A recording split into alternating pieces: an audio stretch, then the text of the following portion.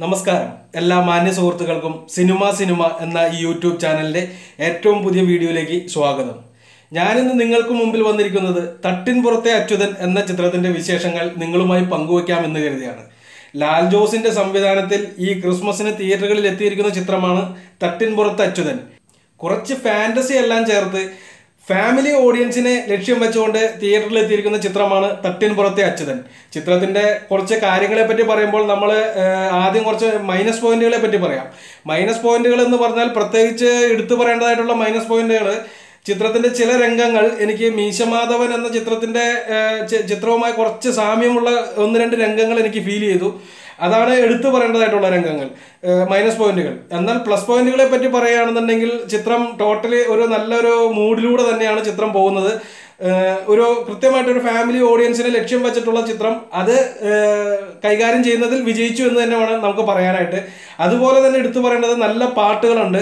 കുറച്ച് അധികമായി പോയോ എന്നൊരു സംശയമുണ്ട്, എങ്കിൽ പോലും പാട്ടുകളെല്ലാം നല്ല നിലവാരം പുലർത്തിയ പാട്ടുകളായിരുന്നു.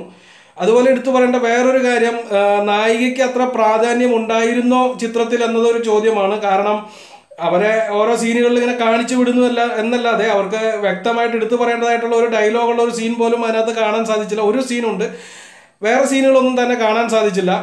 അതുപോലെ കുഞ്ചാക്കോ ബോബൻ അത്യാവശ്യം നല്ല രീതിയിൽ തന്നെ പെർഫോം ചെയ്തിട്ടുണ്ട്. അദ്ദേഹത്തിനെ കൊണ്ട് സാധിക്കുന്ന രീതിയിൽ തന്നെ ചിത്രം കൈകാര്യം ചെയ്തിട്ടുണ്ട്. വേറെ എടുത്തു പറയേണ്ടത് ചിത്രത്തിന്റെ മനോഹരമായിട്ടുള്ള ഒരു ലൊക്കേഷനാണ്. സ്ഥലം എവിടെയാണെന്ന് കൃത്യമായിട്ട് അറിയില്ല, എന്തായാലും വളരെ മനോഹരമായിട്ടുള്ള ഒരു ലൊക്കേഷൻ ആയിരുന്നു. ക്യാമറ വർക്കുകൾ മനോഹരമായിട്ടുണ്ട്. സംവിധാന മികവും എടുത്തു പറയേണ്ടതാണ്. ലാൽ ജോസിന്റെ സംവിധാനം വളരെ മികച്ചതായി തന്നെ ചിത്രത്തിൽ ഓരോ സീനുകളിലും നമുക്ക് എടുത്തു പറയേണ്ടതായിട്ട് വരും. അതുപോലെ തന്നെ കോമഡി നല്ല രീതിയിൽ തന്നെ കൈകാര്യം ചെയ്തിട്ടുണ്ട്. നമുക്ക് കേട്ടുപഴകിയ കോമഡിയോ അല്ലെങ്കിൽ കോമഡിക്ക് വേണ്ടി ഉണ്ടാക്കിയ രംഗങ്ങളോ ഈ ചിത്രത്തിലില്ല. എല്ലാം നല്ല മനോഹരമായിട്ട് തന്നെ നാച്ചുറൽ ആയിട്ടുള്ള കോമഡിയാണ് ചിത്രത്തിൽ ഉപയോഗിച്ചിരിക്കുന്നത്.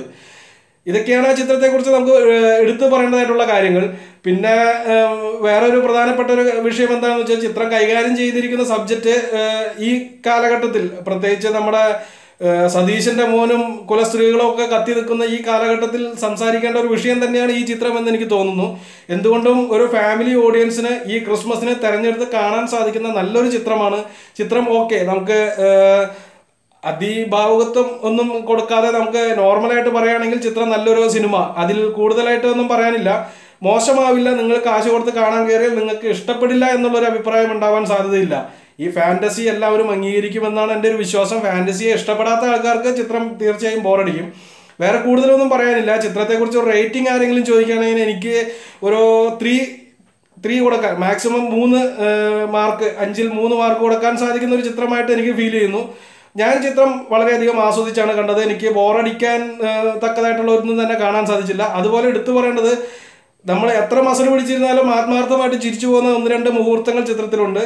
ചിത്രം നിങ്ങളെല്ലാവരും കാണാൻ ശ്രമിക്കുക, തിയേറ്ററിൽ തന്നെ പോയി കാണാൻ ശ്രമിക്കുക. ചിത്രത്തിന് ഇന്ന് തിരക്കുണ്ടായിരുന്നു. ഇന്നലെ പ്രേതം കണ്ടിരുന്ന ആ ഒരു ഫീലല്ല, പ്രേതത്തിന് ആള് കുറവായിട്ടാണ് എനിക്ക് ഫീൽ ചെയ്തത്. പക്ഷേ ഇന്ന് തിയേറ്ററിൽ ഏകദേശം ഹൗസ്ഫുൾ എന്നുള്ള രീതിയിൽ തന്നെയാണ് ചിത്രം കാണാൻ സാധിച്ചത്. വരും ദിവസങ്ങളിൽ അത് തുടരുമെന്ന് എനിക്ക് തോന്നുന്നു. ഫാമിലി ഓഡിയൻസ് ലാൽ ജോസിൽ അർപ്പിച്ചിരിക്കുന്ന വിശ്വാസം എത്രത്തോളം ഉണ്ടോ അത് കീപ്പ് ചെയ്യാൻ അദ്ദേഹത്തിന് സാധിച്ചു എന്ന് തന്നെയാണ് ഈ വീഡിയോയിലൂടെ ഞാൻ പറയാൻ ആഗ്രഹിക്കുന്നത്. ഓക്കെ, അപ്പോൾ ഈ വീഡിയോയുടെ അവസാനിക്കുകയാണ്. നിങ്ങൾ ഈ ചാനൽ ഇതുവരെയും സബ്സ്ക്രൈബ് ചെയ്തില്ലെങ്കിൽ ദയവ് ചെയ്ത് ചാനൽ ഒന്ന് സബ്സ്ക്രൈബ് ചെയ്യുക. വീഡിയോ ഇഷ്ടപ്പെട്ടെങ്കിൽ ലൈക്ക് ചെയ്യുക. നിങ്ങൾ ചിത്രം കണ്ടിട്ടുള്ളവരാണെന്നുണ്ടെങ്കിൽ ദയവ് ചെയ്ത് നിങ്ങളുടെ അഭിപ്രായങ്ങൾ താഴെ രേഖപ്പെടുത്താൻ ശ്രമിക്കുക. കാണാത്തവരാണെങ്കിൽ പോലും രേഖപ്പെടുത്തിയെന്ന് വെച്ചാൽ തെറ്റൊന്നുമില്ല, അതായത് കാണുന്നതിനെ കുറിച്ചുള്ള അഭിപ്രായങ്ങൾ. ഓക്കെ, അപ്പോൾ ഈ വീഡിയോയുടെ അവസാനിക്കുകയാണ്. നമുക്ക് അടുത്ത വീഡിയോയുമായി വീണ്ടും കാണാം. അതുവരെ നന്ദി, നമസ്കാരം.